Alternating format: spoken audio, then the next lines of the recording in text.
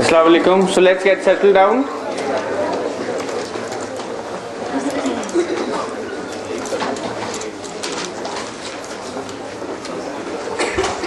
Alright, so suppose we have an atom and there are electrons inside this atom. This atom could be a naturally occurring atom or an artificial atom, which is called a quantum dot. We've already seen that the energy levels for the electrons inside the atom, they are quantized.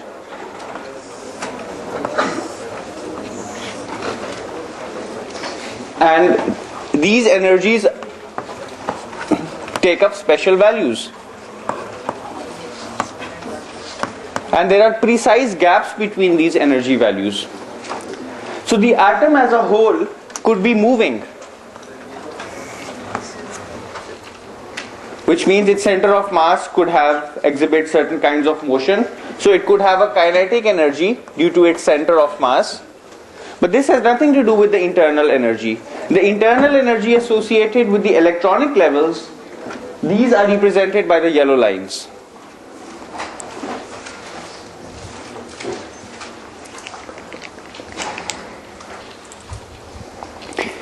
And if a photon of a precise frequency sees the atom, a transition can take place. For example, if this photon has an energy h bar omega equal to E1 minus E2, and initially there was an electron in the level E1, this atom as a whole could absorb this photon and the transition could take place to the level E2. So the photon could be absorbed in totality.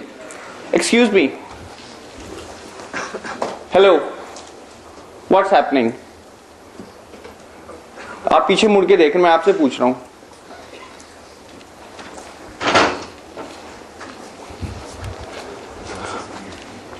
Now, suppose this is a photon that the atom is seeing. If this photon has a precise energy which equals to an energy gap, and the electron is present at a lower energy level, the atom as a whole can absorb the photon, and this will result in an upward transition of the electron. Suppose this photon was hitting the atom and the electron was initially in the level E2. What would happen to the photon? What would happen? Stimulated emission may take place. Until photons are released. Right. So stimulated emission may take place, resulting in the emission of another photon. Suppose the electron were in the state E3. What would happen? Nothing would happen. And what would happen to the incident photon? Just pass straight away. It will pass straight away. So now this is an example of an electron that is hitting an atom. Now there are different possibilities. If a photon is absorbed by an atom, then the photon disappears. Now suppose we consider the case when the electron is initially in the state E3. Ji. So you said when photon is in, electron is in state E2, right? Stimulated emission may take place. Always the case? That's not always the case. There is a certain probability whether an absorption takes place, whether a stimulated emission takes place. Energy gap is E1 minus E2. Even if it exactly the same, there is a certain probability associated with the event. There is a certain efficiency of the event. So it's not always, you cannot say it with complete confidence that stimulated emission will always take place. There is an efficiency of every process. So there's a probability associated with it. G. So will there be any change in the position of the electron in the atom when the stimulation? We're not talking about where the electron is in the atom as of yet, because for that we'll have to describe the wave function. We're just talking about the energy of the electron. Sir, you're saying that the difference between these energy levels is never the same. Like for example, E3 minus E2. It could be the same. It could be the same. We're supposing that these gaps are now different for this particular atom. They could be the same, they could be different. If, for example, they were the same and it was at E3. E3 minus E2 would be the same as E2 minus E3. Right. Then stimulated emission could take place. No, then would there be absorption if this energy was E1 minus There's a certain likelihood of absorption and a certain likelihood of stimulated emission. There are probabilities associated with each event. So good question. So you're thinking loud. Good. So why does photon of a correct energy stimulate emission? Why? Why does it stimulate emission? Because Einstein proved that, and how did he prove it? He proved it by assuming certain laws of thermodynamics and statistical mechanics, which are called the equipartition of energy and so on. So there are formal proofs. If the system has to be in equilibrium, there have to be three processes: absorption and emission. And two kinds of emission: stimulated and spontaneous. If you just have spontaneous emission and absorption, then the system cannot remain in equilibrium. Alright, let's move on. So suppose the electron is now in the state E3 and the photon is impingent on the atom. Now what is happening is that this energy of the photon does not match any energy gap. Now what would happen to the photon? Now there are different possibilities. First of all, it will not be absorbed. Alright? So, but the atom as a whole does exist. Suppose it is at rest.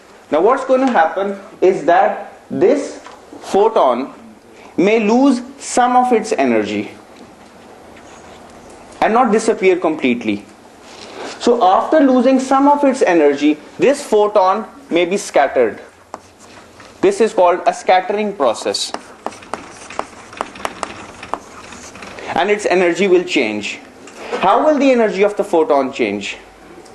Change in frequency. It's going to be change in a frequency. So the new frequency would be omega dash. The new energy will be h bar omega dash.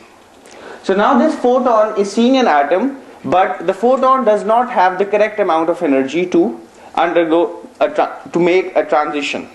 Therefore, the photon will have its energy changed, and it will scatter off at a certain angle. When its energy changes, its frequency changes. Will this frequency be smaller or larger than the incident frequency? It's going to be smaller because the energy is proportional to the frequency. So it's possible that this is a blue photon and after scattering you get a red photon. It's possible that this is an ultraviolet photon. After scattering you get a visible light photon.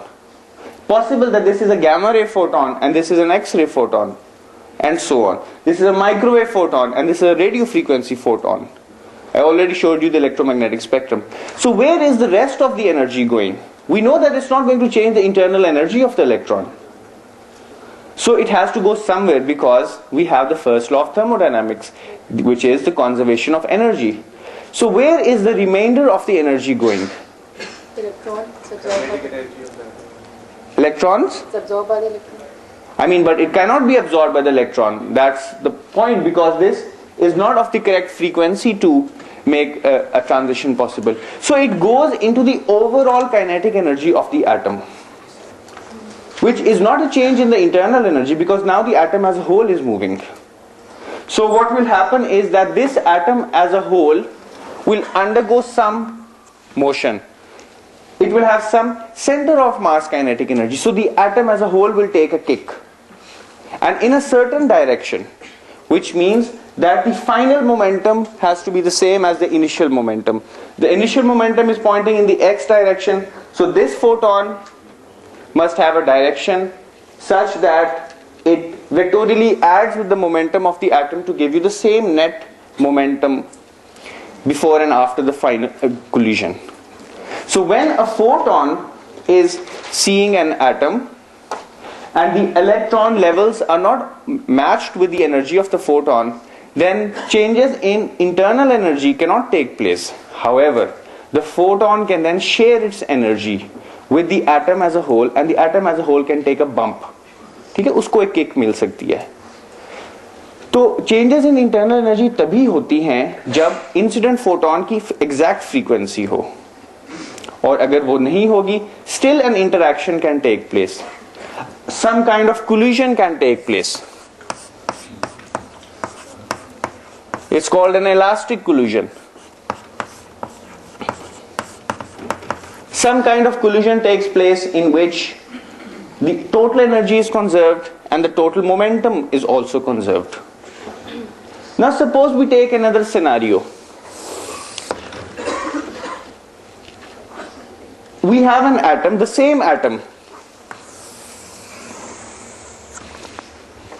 and there are energy levels inside the atom, E1, E2, E3. Now instead of a photon hitting the atom, we have an electron that hits the atom. Now this is an electron that is hitting the atom. It has a certain kinetic energy. Let's call that energy half mv squared. So this is a slow electron. So not talking about relativistic effects. It's a slow electron, has a kinetic energy half mv squared. It hits the atom. And suppose this energy of the electron, Ke, is greater than E2 minus E1,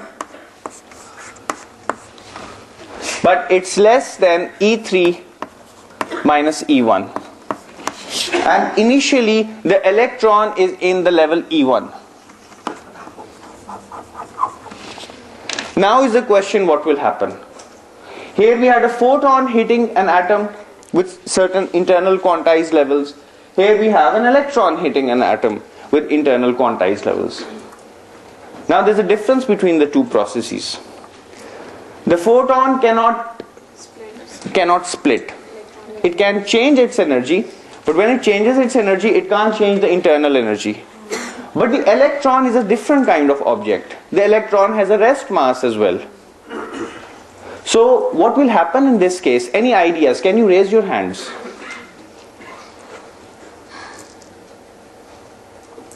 Anyone at the back, please? Yeah, right at the back. G. The kinetic energy of the electron will decrease, and the electron in the atom will go to the excited level. Which excited level? E2. E2. Right.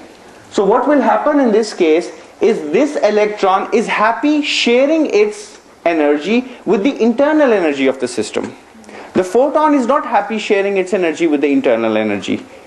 It's a binary process. Either you give all of the energy to the internal energy or you give none. Here what happens is that this electron can share some of its energy with the internal energy and some of it with the center of mass energy of the atom. So what's going, no?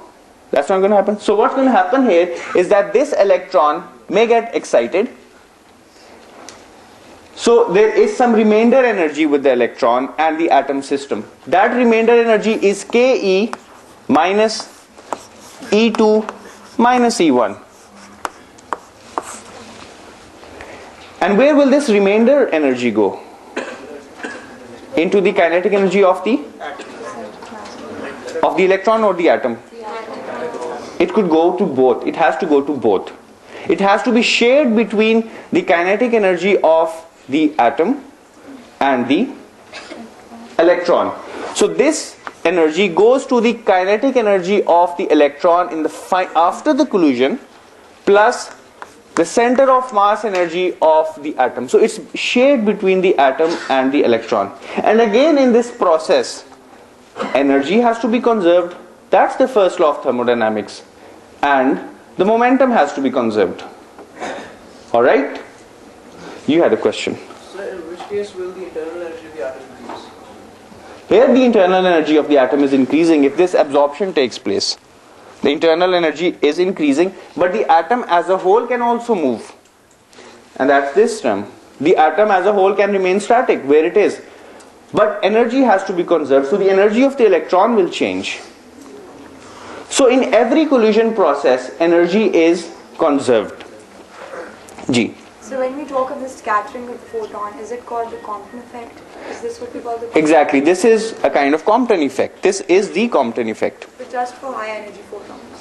It happens for high energy photons, and this object has to be at rest. This could be an electron as well. This could be a proton. Yes, this is the Compton effect. Sir, so the energy may or may not be elastic in these collisions. So the total energy also always has to be conserved, right? So this is an elastic collision. it could be elastic, it could be inelastic, right? So but the point is that the electron cannot disappear.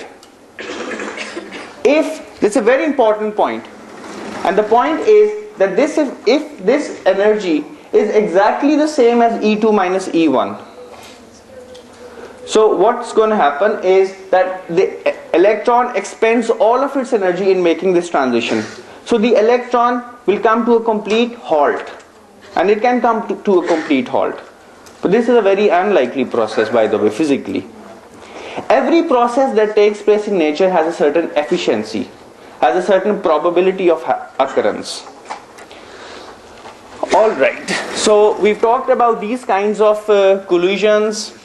Now another thing I would like to mention, I would like to bring home, is we've talked about quantized electron levels, right, inside an atom or an artificial atom. For example, we've seen the case for the hydrogen atom. This is the potential energy curve, and the energy levels are spaced quadratically.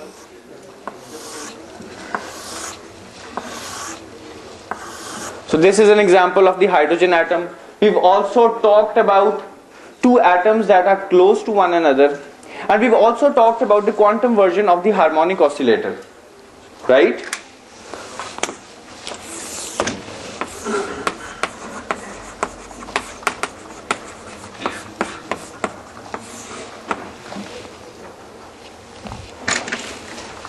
This is the potential energy curve for the harmonic oscillator, and we've seen that the energy levels are equally spaced for the harmonic oscillator.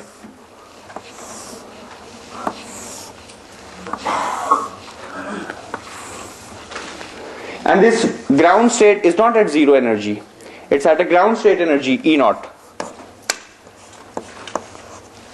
And these states are labeled upwards. For example, this is the n equals 0 state, n equals 1 state, n equals 2, and so on. And the spacing between any two levels is given by h bar omega naught. Now if you have two atoms that are connected by some chemical bond, they represent a harmonic oscillator, correct? We've already seen that. So this is a nice model of two atoms that are connected together by a bond. And this bond has a certain stiffness and a certain mass associated with the atoms. And that is omega naught squared. It's the ratio of K and M. So this is a quantum version of a harmonic oscillator. These are quantized energy levels inside the hydrogen atom. Now what is quantized here? There has to be some property that is quantized. What's quantized in this case? Energy. And these energy levels are specified by values of n equals 1, 2, n equals 3, and so on. Now what is quantized here? Energy. What kind of energy is this? Let's talk about this energy. Potential energy is a gravitational potential, electrostatic potential energy. Electrostatic. It's electrostatic potential, no gravity. It's the attraction of the electron to the nucleus. So it's an electrostatic potential energy, correct? Of the electron inside the atom. Alright, so we know what kind of energy this is. Now this is also internal energy, but what kind of energy? Is it rotational? Is it kinetic? Is it electrostatic, magnetic, vibrational? It's vibrational. It's vibrational energy, right? Because there are two. Well, elastic, alright, you can say elastic, but vibrational is a better word. So you have two atoms that are vibrating. There is kinetic and potential energy associated with this vibration. So this represents the quantization of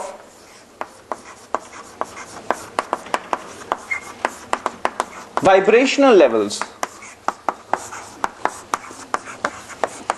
right?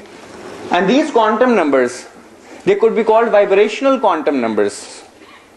These quantum numbers, they are generally called principal quantum numbers, or they could be called electronic energy quantum numbers. So let me move on a little bit. So we have the quantization of one kind of internal energy. Here we have the quantization of another kind of internal energy. But suppose we have a gaseous molecule, a bottle that contains diatomic gas molecules. So suppose we have a nitrogen molecule. It's a diatomic molecule. The two nitrogen atoms are connected by a bond. And what we could happen is that this atom remains fixed where it is, and this atom can vibrate, or it can rotate about this axis of rotation, keeping the vibrational energy constant. That is, the extension of this spring remains constant, but the molecule as a whole can rotate. Alright? Suppose we have a methane molecule. So methane has a central carbon atom, and it has 4 hydrogen atoms in the form of a tetrahedron. So this is the structure of a methane molecule. Now if I make this to be an axis of rotation, the whole molecule can rotate about this axis of rotation, right? If I make this the axis of rotation, the whole molecule can make rotations about this axis of rotation. So there are different possibilities of making rotations. Now this rotation is also a form of energy, and it has associated with a kinetic energy, which is called the rotational kinetic energy. Could anyone tell me from classical mechanics what the rotational kinetic energy of any molecule or any rotor is likely to be? Half I omega squared. Very good. Half I omega squared. What is I?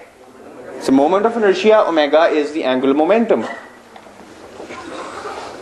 It's the angular frequency. I could also write this as L squared over 2I. Correct? Where L is the angular momentum. So here the total energy is quantized. The electron energy is quantized. Here the vibrational kinetic energy or the vibrational energy is quantized. But this is also a legitimate contribution to the internal energy. So this kind of energy has to be quantized as well, according to quantum mechanics. So the rotational kinetic energy can also be quantized. So for this molecule we have the quantization of the rotational energy as well. So if we talk about the rotational levels,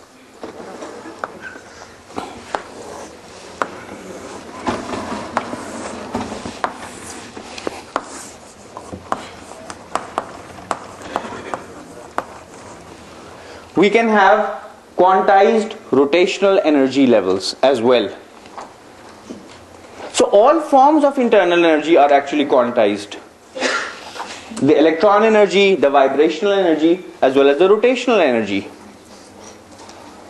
So associated with this quantization of the rotational energy, we can also identify a quantum number. That is generally denoted by L. It's called the rotational quantum number. So you could have L equals 0, L equals 1, L equals 2, L equals 3, and so on. And if a photon of the correct frequency is absorbed between these two levels, a transition can take place. So we can have transitions affected between electron energy levels, between vibrational energy levels, and between rotational energy levels. Excuse me, could you please leave the class? The two of you. Could you please leave the class? So I've seen you constantly talking. I was asking a question. To your colleague? Yeah.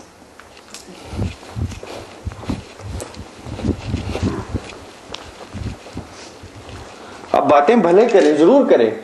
Just gives me disturbance. बातें करने से तो नहीं रोकता मैं आपको. लेकिन जब मैं बात करूं तो अब आप मुझे सुनाइए, कुछ सिंपल आदाब है, nothing special about it. Alright, so let me give you some typical values. If these are the electron energy levels, there is a typical spacing between the electron energy levels, and that's of the order of electron volts. Right? We know this is minus 13.6 for hydrogen. This is minus 2.4, perhaps 2.8. So these energy spacings are typically in the electron volt levels. These energy spacings depend upon the stiffness of the bond and the typical masses of these atoms. These energy spacings are smaller.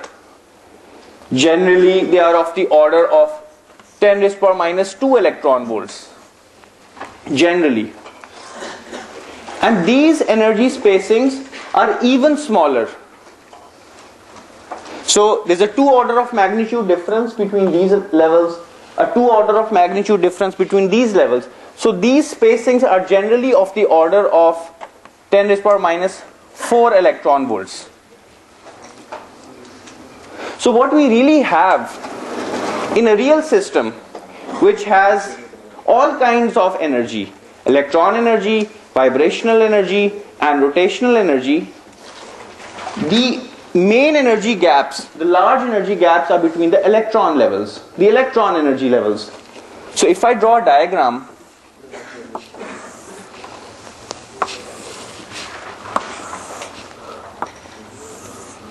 suppose these are arbitrary electron energy levels. Electron energy, and they are quantized, and there is a certain typical spacing between these levels. Now if I zoom in on any one of these levels, I take a microscope somehow, or I take an apparatus that can look at smaller energy gaps, and I zoom in at one of these levels and I look closely enough, this level is in fact made up of many small levels.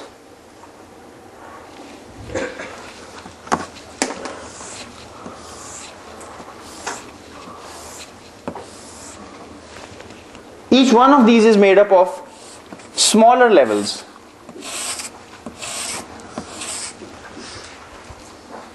And these spacings are 2 orders of magnitude smaller than these spacings, typically. And these are the rotational energy levels. Oh, sorry, the vibrational energy levels.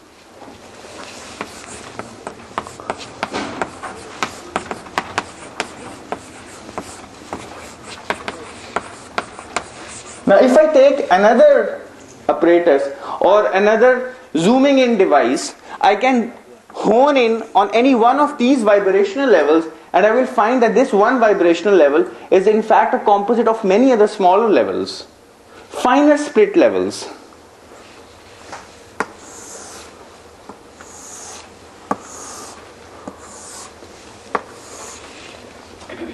Right? And these are in fact the, which levels are they? They are the rotational energy levels.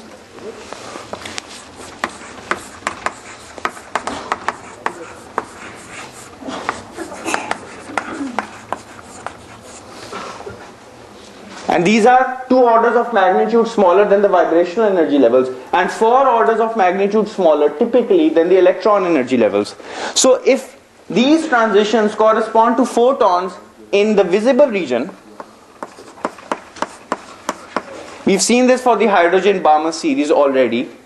We saw lines that lie in the visible region.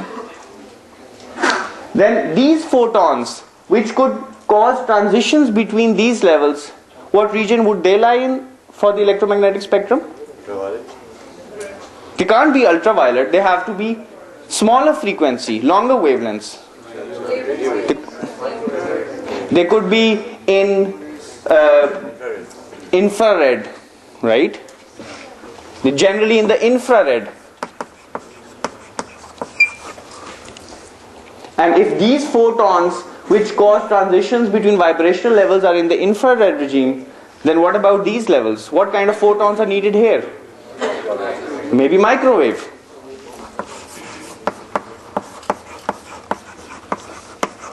Now suppose you have a water molecule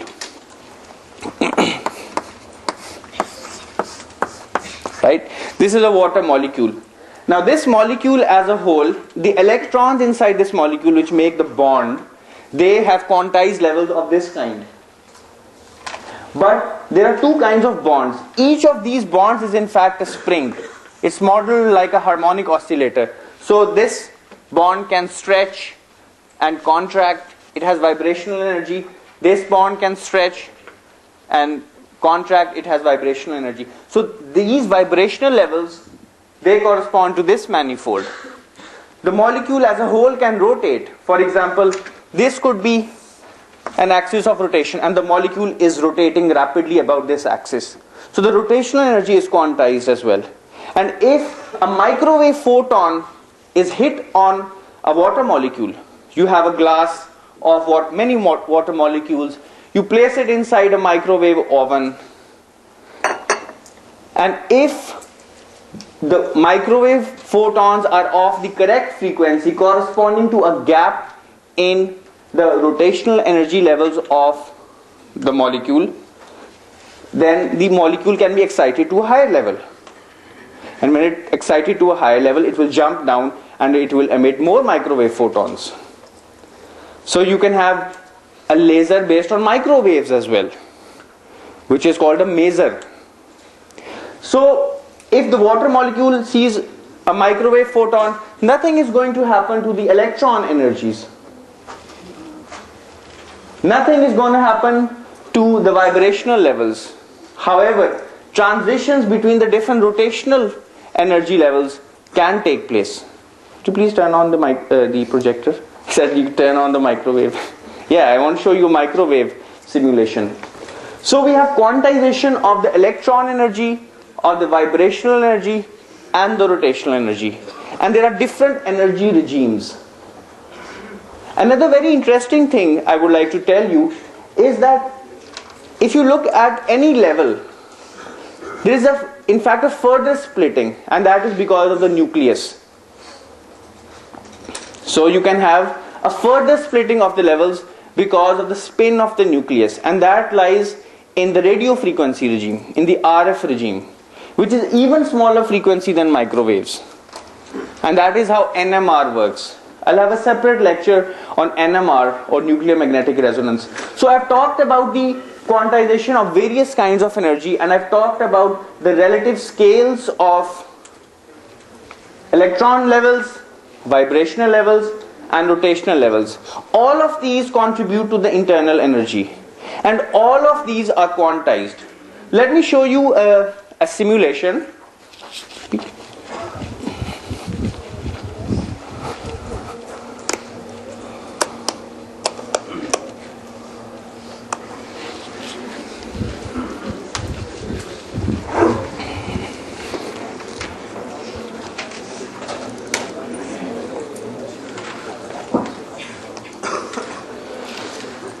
So what we have here is a single molecule of water. Here it is. And we shine microwave radiation onto this single molecule of water. So what's going to happen? If those microwave photons have a frequency that exactly match the frequency or energy difference between the rotational levels, between one of these levels, then the molecule can absorb the photon. And what does it mean? What kind of energy is going up? The rotational kinetic energy is going up. This thing is going up. And what does it mean? Is the momentum of inertia of the molecule changing? No, it's not, because the molecule is static. It's a static rotor. What is changing? It's the angular momentum. The angular momentum is changing. It's twisting faster, and it's making a transition from a lower value of L to a higher value of L, from L0 to L1 or L0 to L2, depending upon the frequency of the photon. So microwaves are generally in the gigahertz regime, generally 10⁹ hertz, which means our mobile phones, telecommunication generally takes place within this near this regime. So now we have a single molecule and we turn on microwaves. So this is a microwave radiation, that this molecule is inside a microwave oven. You turn on radiation and you change the frequency. If the frequency is correct, the rotational energy of this molecule can change. You can't see? You're just standing right in front of us. Right, can I take a chair then? शमा आप उधर बैठे, उधर बैठ जाइए, मैं फिर कुर्सी ले.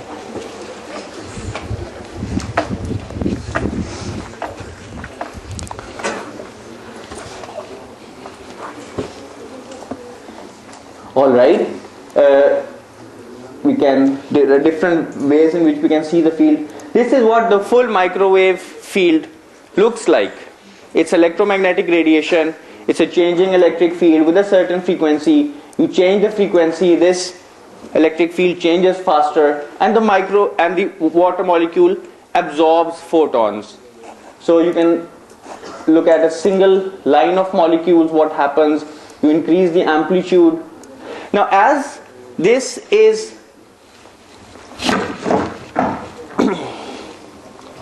this is a liquid, of course. So the molecules are also showing translational motion.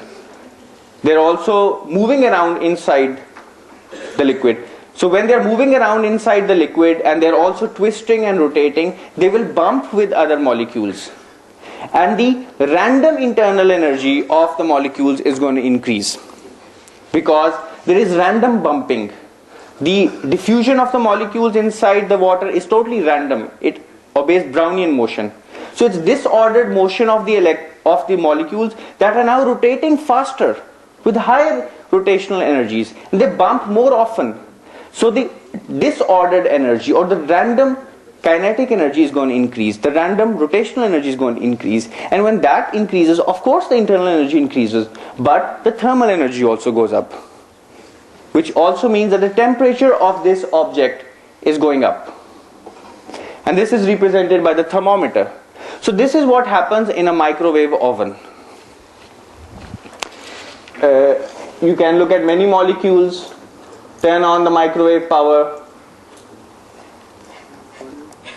turn on the amplitude. Now, increasing the amplitude of the microwave oven, you have a power knob on the microwave. That is showing that more microwave photons are entering the system. It does not mean that more energetic photons are entering the system. It generally means the intensity of the photons is going up, which means there are more photons per unit time. But the energy is not changing because the frequency doesn't change. And this is what happens in your favorite coffee cups. So you have microwave photons. This is a more realistic animation. Microwave energy. This is the full microwave field that this coffee cup is seeing. And now these molecules are agitated because, one, they have higher rotational kinetic energies. Second, they are diffusing inside the cup because it's a liquid. So they are diffusing inside the cup with higher rotations, and they bump into one another more often. So the disordered aspect of the internal energy goes up, which means the thermal energy goes up. And this means that the temperature of the coffee goes up. Therefore, it's very difficult to heat solids or gels or semi-frozen objects inside microwave ovens because the rotational energy is frozen. The molecule cannot rotate, right? So even if you shine microwave photons, if you put ice in a microwave oven, since its rotational energy is constrained by the lattice or by the crystal structure, you cannot heat ice. It's very difficult to melt ice inside a microwave oven. So this was for the simulation. Now I'm going to actually show you something else on the blackboard, and then we're going to move on to a demonstration.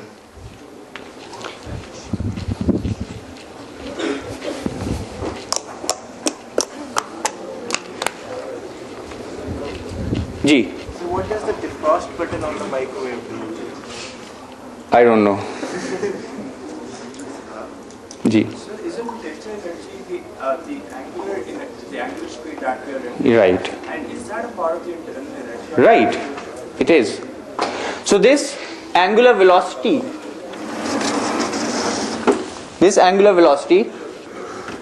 contributes to the rotational kinetic energy. Yes, it is. And it's proportional to the square of the angular velocity. Is it part of the internal energy? Yes, it is.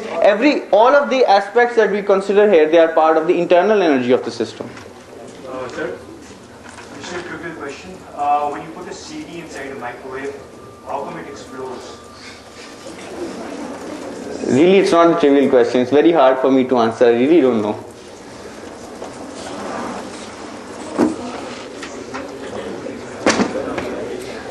So the CD is generally a plastic. A CD is a plastic, and the polymer molecules inside which make up the CD, they cannot rotate. So giving that energy, and the rotation is constrained. So the energy must go somewhere. And probably it implodes as a reason, but I don't know the exact mechanism. So what I would like to tell you in the last half an hour, I would like to show you two very nice demonstrations.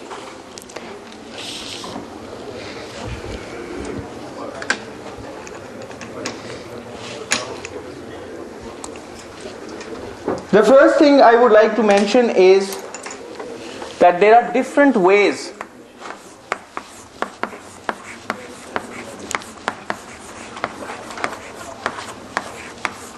of exciting electrons inside an atom.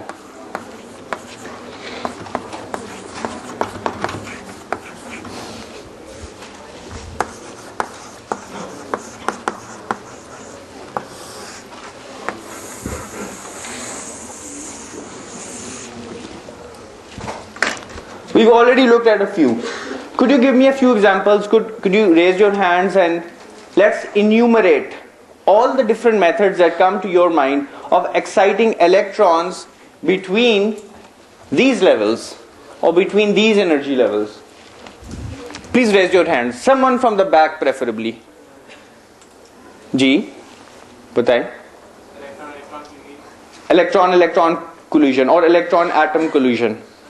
So you can have an electron that is colliding with the atom. Any other thing that you can think of? Sorry? Neutron, electron. Right. So, neutron colliding with the atom. So you can have collisions of electrons, neutrons, protons, ions, right, etc.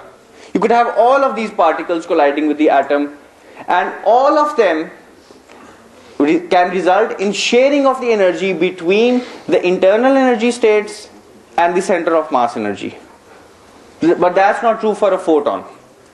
If a photon gives energy to the internal energy, it has to disappear. Correct? It has to annihilate.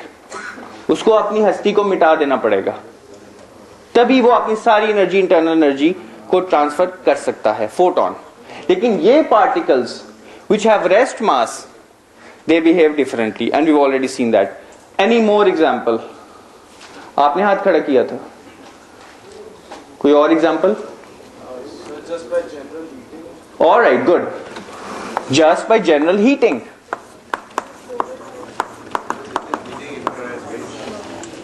Generally heating an object can cause the electrons to excite, and this is what happens in thermionic emission. Thermionic emission का नाम सुना है ना आपने? So, for example, thermionic emission.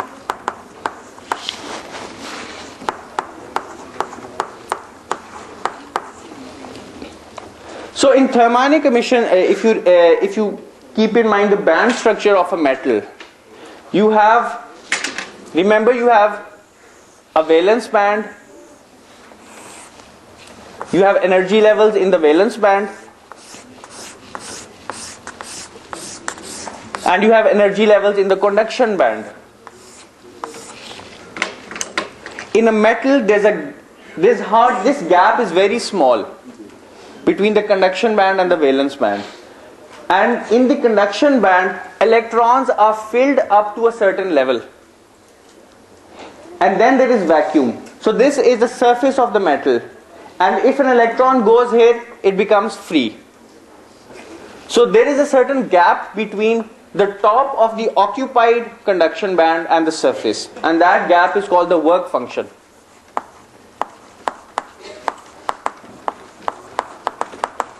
So if by heating the metal,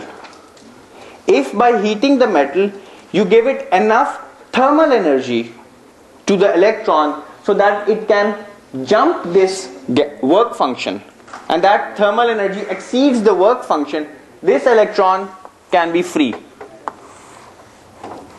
It can be freed. And this is what happens in thermionic emission. Any other mechanism? Using a photon, we've already seen that. Good. Any other mechanism? Applying a voltage. Exactly. You can apply an electric field.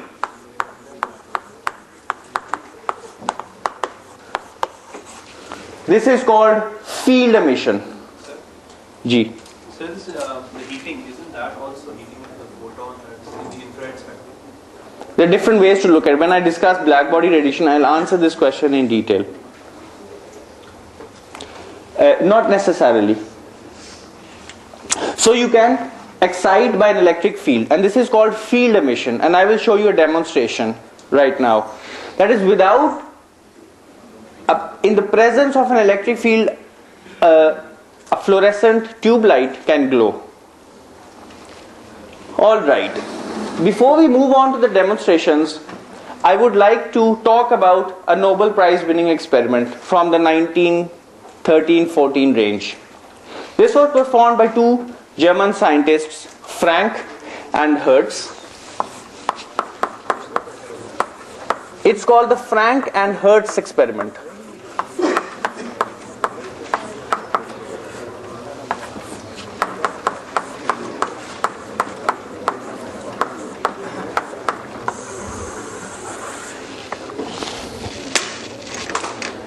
Now in the Franck and Hertz experiment, tawajjuh se sunein baat please.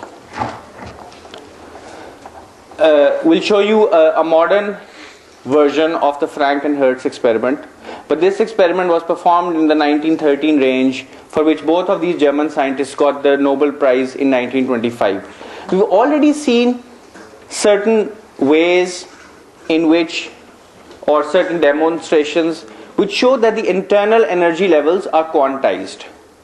Now this experiment actually shows that the internal energy, the quantization, can be probed by incident electrons. So what the setup is like is that you have a tube, a glass tube or a quartz tube, and you have a heater. You apply a voltage to the heater. Electrons are emitted by thermionic emission by this process.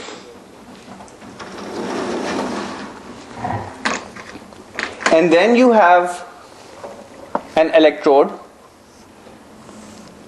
with a hole in it. And then you have another electrode.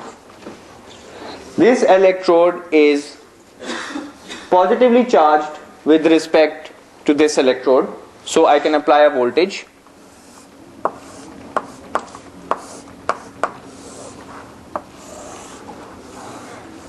I can measure some kind of current, and I can measure the voltage. This is called the cathode. This is called the anode or collector, or the grid.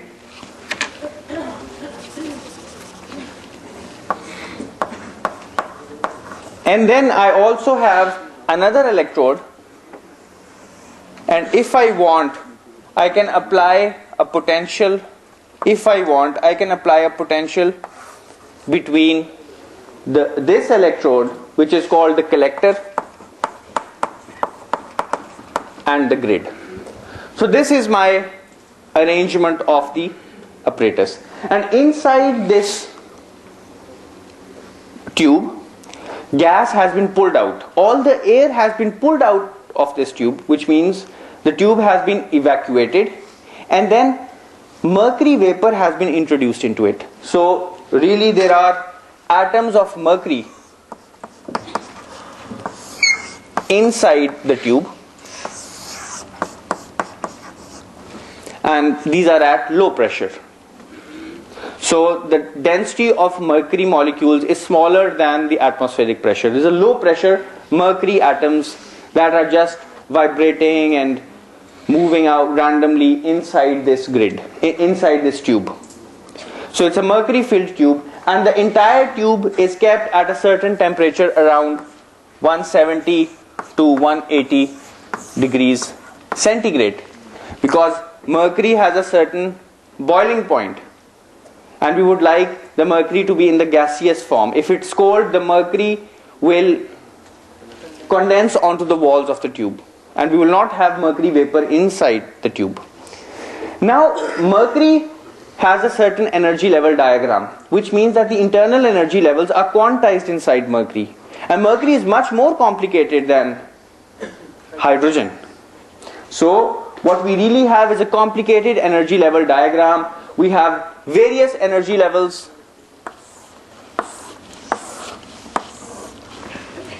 which are occupied by electrons in the ground state.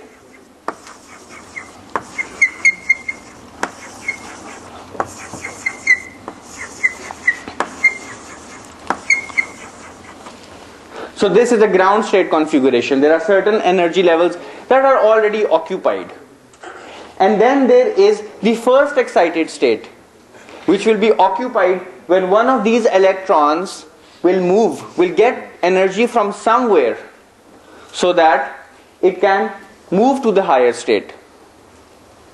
Correct? Alright?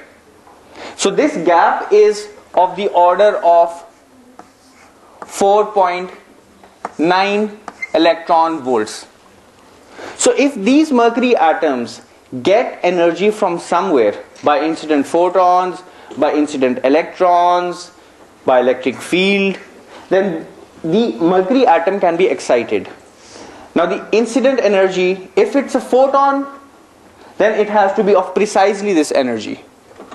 If it's an electron, it can have an energy greater than 4.9 electron volts and can still affect this transition.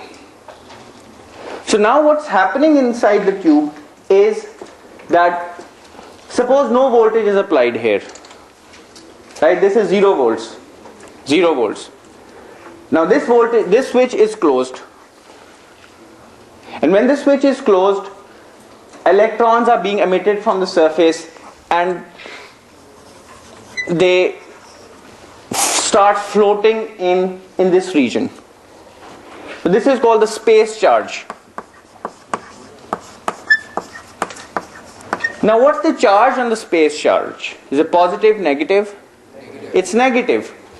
So this space charge is negative. Now this negative charge will not let further electrons to come out from the filament. Right? Because they will repel the electrons that are coming out of the filament. However, if you apply the positive potential here, this grid is positively charged, then the grid can attract the electrons. So the space charge will break up. The space charge will fizzle out. And these electrons will now move towards the grid with a certain energy. Now if this potential energy is V0, could anyone tell me what the energy of the electrons would be when they reach the grid? V0E. So this is the energy of the electrons when they reach the grid. Alright? And when they reach the grid, the electrons will fall onto the grid and they will go into the circuit and the current will start flowing. So you apply a voltage and a current starts flowing. Now if this energy is less than 4.9 electron volts, right? So let me draw a few diagrams. I'm plotting the anode voltage and the current I. As I increase the voltage, what will happen to the current? The current will go up. So more electrons will be pulled towards the grid. So the current has to go up. Now what happens when you apply sufficient voltage which is slightly greater than or equal to 4.9 electron volts? Is the current stopped? Someone at the back, please. What's going to happen if the voltage reaches this value of 4.9 volts? What will happen? आप बताओ, white कमीज में आप बताएं. Sir, current may stop and the electron may make the transition. Right. So the current is going to decrease. It's not going to stop, it's going to decrease because some of the mercury atoms will come into the path of the electrons which have sufficient energy, and the electrons will now be absorbed by the atoms and they will change the internal energy of the atom, of the mercury atom. Because now an electron will make an upwards transition. And now the energy of the electron is going to decrease. Because it has given away, it has borrowed or permanently given away some of its kinetic energy to the atom for excitation purposes. And as a result, the number of electrons that reach the grid per unit time is going to decrease. So there is going to be a sudden dip in the current. Let me finish please, I have to finish the demo, so I'll answer questions. And now what's going to happen, you keep on increasing the voltage again. So there are mercury atoms inside the tube, some of them have been excited, and now the electron has again gained sufficient energy that as you increase the voltage, the same electron is now able to reach the grid. Now it sees another mercury atom which has not yet been excited, or a mercury atom that has excited but has demoted to its ground state back again. Then this electron, which has now more energy, can excite yet another electron, and then there will be another dip in the current. So you will get these dips. And this is a direct proof that the internal energy levels inside the mercury atom are quantized, and you're probing those energy levels by incident electrons. And those electrons are losing energy. And by the loss of the energy of the electrons, you're actually probing the internal state of the atom. So this is a kind of spectroscopy which is called EELS. And EE doesn't mean electrical engineering here. It means electron energy loss spectroscopy. And I'm going to give you a homework example which actually shows this very vividly. So by the loss of the energy of the electrons, you're actually probing what's inside the atom. And these precise, could anyone tell me what the difference between these dips would be in terms of voltage? It's going to be 4.9 volts, roughly. And the spacing between these has to be 4.9 volts. This is voltage. Yeah, voltage की axis है. ठीक है? So now let me move on to the demonstrations. But the first demonstration I would like to show is that electrons can be. अब मैं आपका जवाब अभी थोड़ी देर बाद दे दूंगा. चलो आप पूछो यार, आप नाराज हो जाओ, आप पूछो. Why is the second one 4.9 electron volt? Because there should not be uniform distribution of the electron shells, right? I mean, what happens is, this is the first excitation, right? There are other levels as well. So there are higher excitations as well.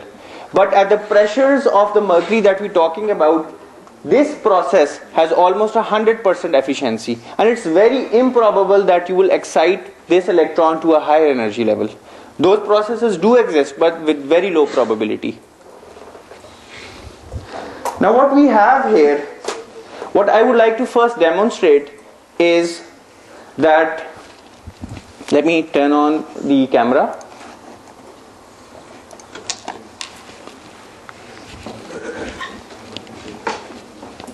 Better मैं कर लूँ.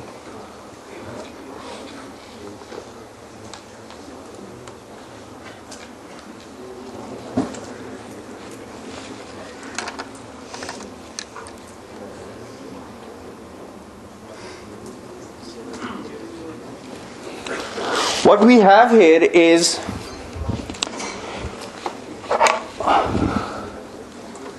this is a power supply. It's a high voltage power supply. We've made it in our lab.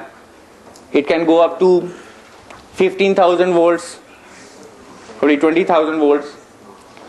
And these are the connections. And these are just two fluorescent tube lights.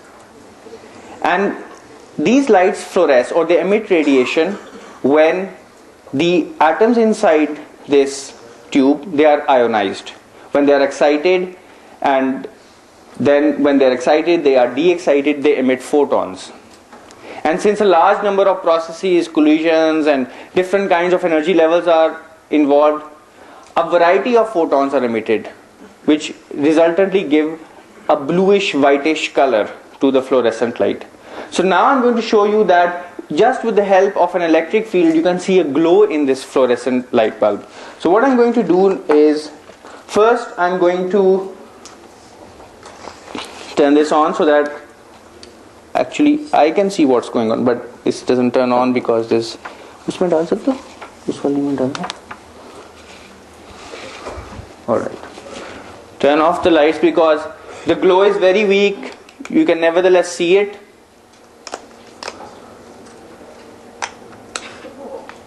This is the glow from the lamp. I'll turn off the lamp, don't worry. I'll try to wear some gloves. It's high voltage supply, it's not really. And don't try this on your own.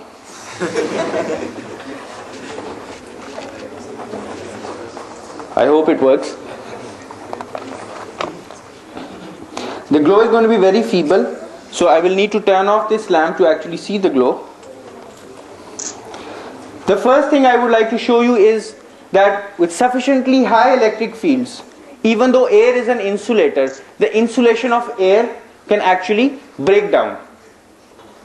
And this is how lightning occurs. Air is generally an insulator, but if you apply a strong enough voltage, an electric field, clouds get charged, and the difference in charges between two neighboring clouds can create a strong enough electric field that the air breaks down as an insulator. And the atoms, the molecules, they are ionized. And when they are ionized, they can make a current flow. And when those ionized molecules, they reabsorb or they collide with one another, they're quenched, they move back to the ground state, and as a result they emit photons. And this is what lightning really is. So I'm going to turn on this power supply. By the way, this is a mica sheet, this one, which is heat proof, and this is just for safety purposes. So I turn off the lamp.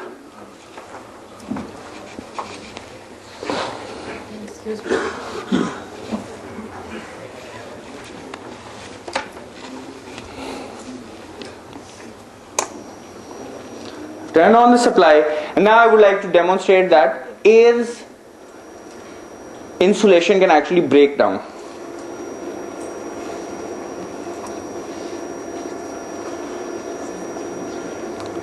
Can you hear a crackling sound? Yes.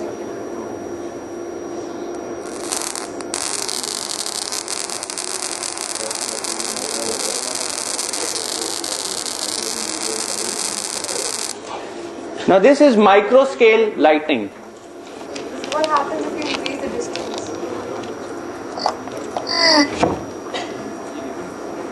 Now if you increase the distance, the electric field is voltage per unit distance.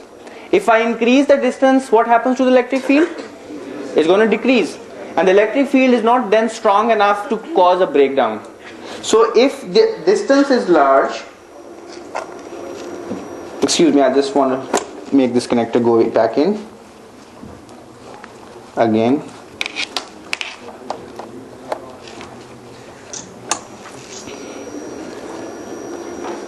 So if the distance is large, the air is not broken down. But if I decrease the distance, I can see this sparking. The air has broken down, it's excited or ionized, and when those ionized molecules move back to the ground state, they emit photons. And this is what lighting really is. So if I know the distance at which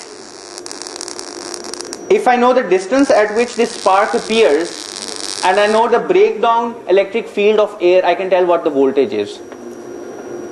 Right? So if the breakdown is 50 kilovolts per centimeter, or about 15 kilovolts per centimeter, and if this breakdown is occurring at 2 centimeters, then the voltage is around 30 kilovolts. It's 30,000 volts that we are applying here. So this is an electric field which causes an excitation. It's called field emission. So lightning is a result of field emission. And I would like to discharge. I would like to turn this off. And I would like to discharge. Because there are capacitors inside this supply. There's a flyback transformer which is used in old television sets which we've used. Now another demonstration, and I hope it works, is I would like to make this fluorescent light bulb, this fluorescent tube, glow, show some glow in the presence of electric field. And I hope it does show up. I've tried it once or twice.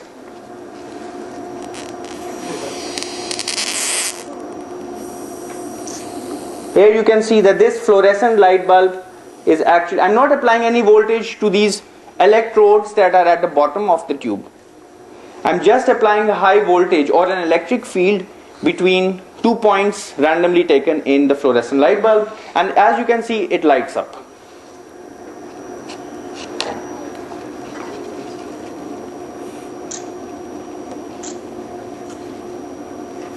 As soon as I bring this fluorescent light bulb tube close to the electrodes, to the electric field, it shines. There's a glow, there's a fluorescence. And this is the process of field emission. By applying strong electric fields, we can actually excite the electrons, and they can be excited to an extent they are actually ionized. I turn off the power supply and I discharge. Now the second part of the demonstration. I turn on the lights for a minute so that you can see what I'm actually doing. Keep these gloves at a safe place.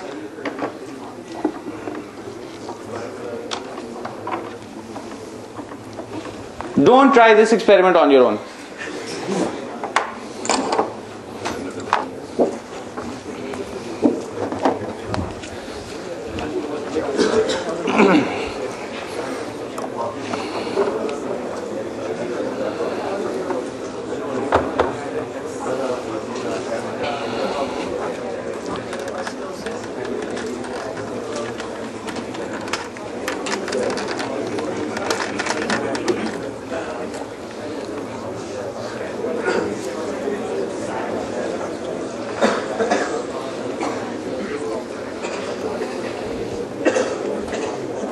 Alright, now what we really have here, please look carefully.